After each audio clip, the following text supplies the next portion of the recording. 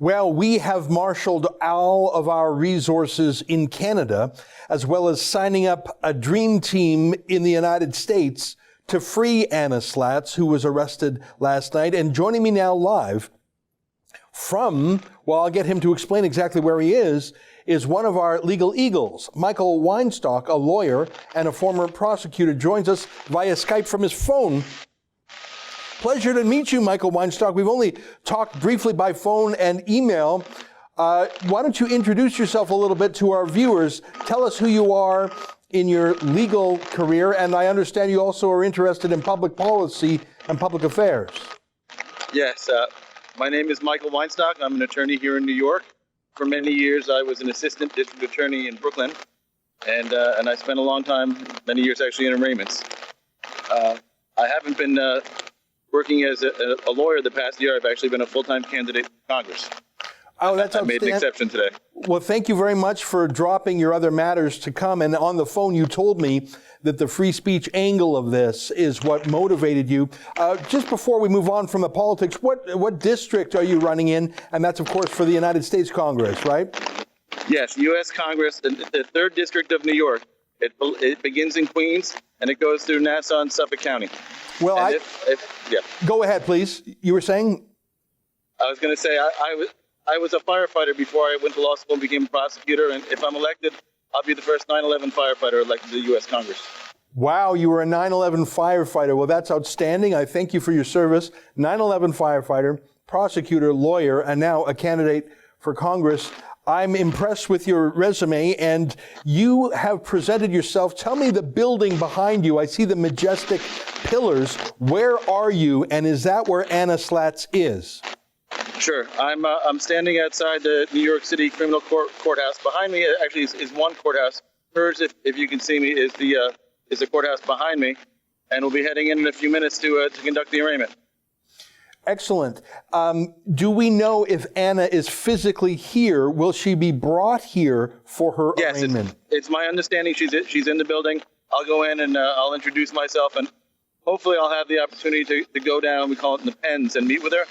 This is the first time I've done an arraignment since the pandemic went into effect.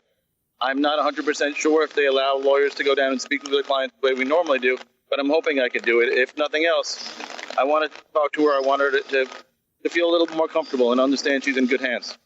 I'm very glad, and I deeply regret that I'm unable to come down there. I was going to try to fly down today, but the quarantine restrictions that would be placed on me when I returned were too onerous. We have another staffer from Rebel News who is driving down from Montreal, so hopefully he will be there when Anna is released. But I want to tell you, it means a lot to me that you will be there to greet her, to let her know that she has friends, and to let her know that we have been going to great lengths to get her out, because we have not had any communication with her since my 1-minute phone call with her at almost midnight last night. So thank you for being there in sort of a client hand-holding perspective. I don't think Anna has been in jail before. It must have been a shocking night for her, but hopefully she's in one piece.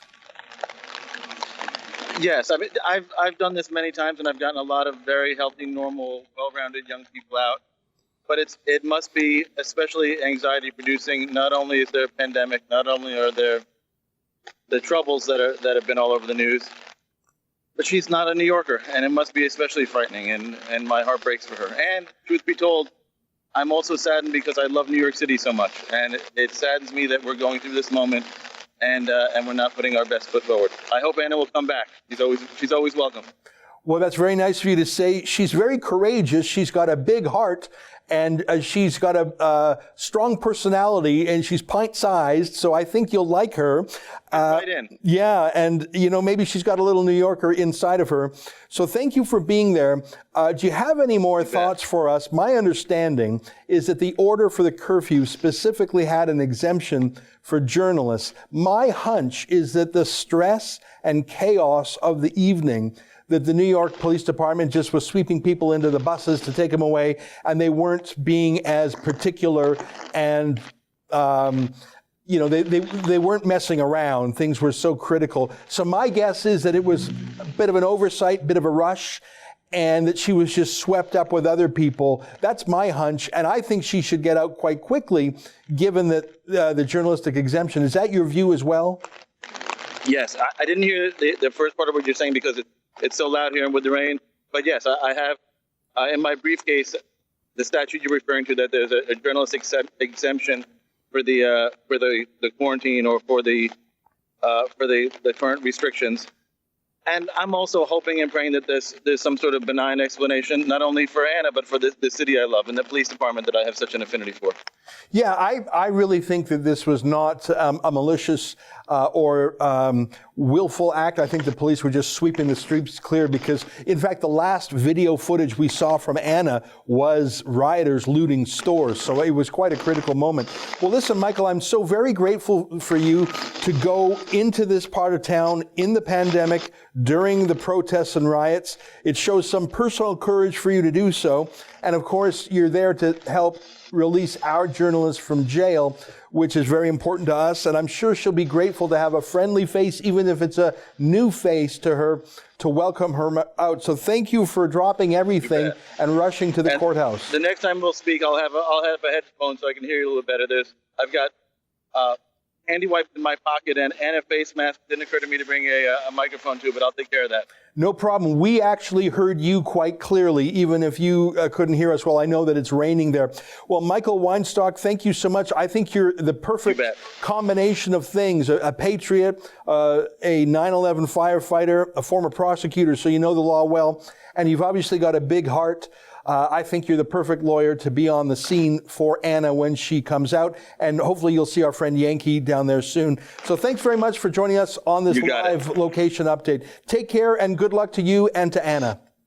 Thanks so much. All right, there you have it. Michael Weinstock, a lawyer and a candidate for U.S. Congress who dropped everything to go down to the courthouse to meet Anna and get her out. Our reporter Anna Slatz was arrested and thrown in jail in New York City while reporting on the riots.